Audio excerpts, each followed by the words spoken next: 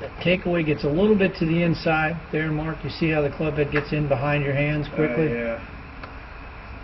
You recovered nicely, but that'll cause you to come over it sometimes. But you recovered beautifully. That club is right on plane coming down.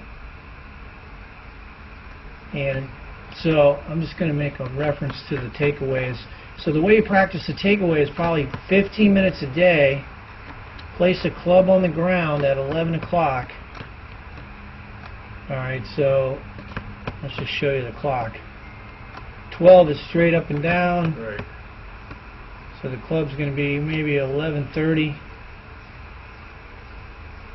And then what you're going to do, the handle should stay pointed toward your body. And you see there the club handle is not pointed in. So it should look more like, and this is a fundamental that it doesn't matter who I put on here. All these tour players, whether it's lady or men, they don't manipulate the club on the takeaway. Wow. So that's a big deal. I would work on that. Now there's a couple things you got to keep in mind. The right elbow doesn't really bend much. Right. The angle of the lead wrist doesn't change. So these things have got to, and essentially you're not using your hands at all on the takeaway. So at the first time the club gets parallel to the ground, that club should still be pointed in.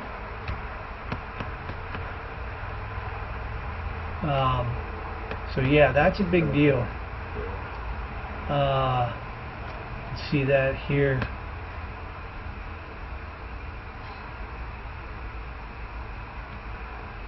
So you can see how they don't really manipulate the club. Right. The shaft of the club runs right up the inclined plane established when I place a yellow line on the shaft angle.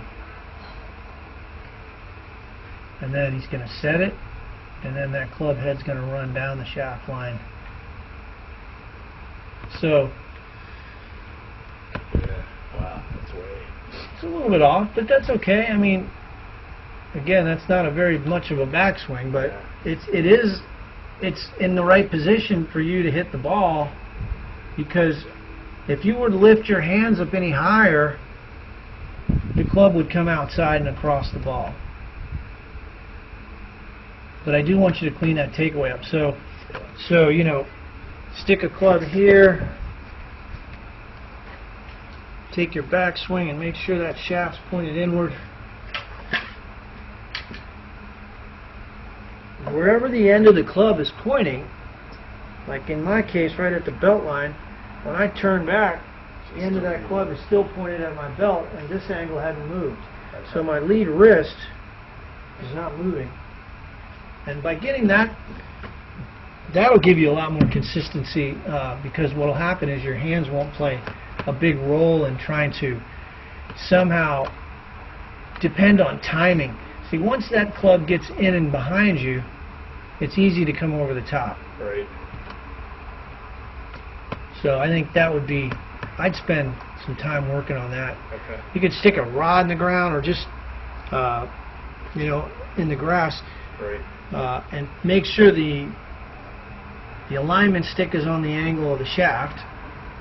You would place the shaft, or you would set up, measure off the length of the alignment stick, and then stick the alignment stick in the ground on the angle that's established at address on the target line. So then now what you would do is just set that angle, you know, and then you just work on keeping that right on plane. And then you would have this one on the ground if you didn't have an alignment stick, just practicing feeling those two are congruent. But I think that that would be huge for helping you stay more consistent. And then the early extension you're going to work on, I call this the 45-degree angle drill. What you do is you place a club at 45 degrees across your right toe and left heel, and then practice moving your right knee on that diagonal shaft line. And that gives you the feeling of pushing into the left heel. And you just do that 50 to 100 times a day until you can turn the right ankle turn the right foot out a little, roll that right ankle in, bring the left heel up slightly, and the outside of the right shoe is going to come up as you roll that right ankle toward the ground. And you're straightening the left foot simultaneously as you do that. So that'll help with the early extension. And then you just forget about it. You're going to work on it and forget about it. Right. I think the other thing is balance. Your weight needs to get into the right heel. You see, one of the things these tour players do is they load the right heel. They don't get their weight forward on the front part of their foot. And this pressure mat is what I use to help with that. But you see your hips come forward just a little. Yeah. So you can practice on a wall. Just put your rear end about an inch from the wall and practice pushing into that wall, making your right hip go back, loading that right heel, and then loading that left heel. Nicholas had to hit balls rolling his ankles. His teacher, Jack Grout, grabbed his hair and said, "You're going to hit balls rolling the ankles, and you weren't allowed to lift your heels." So that's how he learned how to hit balls. Really? Yeah. So he hit balls that way. And if you watch Jack even today, at 75, his footwork is that's how he does it. So yeah, I think those are little things though. Those two things I'd focus on. Okay. My name is Jim Estes, and today I'm going to talk about a drill that I think is extremely important for the swing plane. So what I want you to do is, and this, by the way, is going to give you an instant understanding of exactly the feeling you want to have in the golf swing. Take a club. You can put a rod, alignment rod, in the grip, or I'm sorry, in the butt end of the golf club. Take the golf club, turn it like you're going to hold it, and then what I want you to do is take that club, put it right against your left hip, so you're holding both clubs here. Now you've got an alignment rod on the ground and a golf ball. And what I want you to do, getting into your good posture position, your weight over the arches, feel balanced. The insides of the heels are going to be about the width of your hips.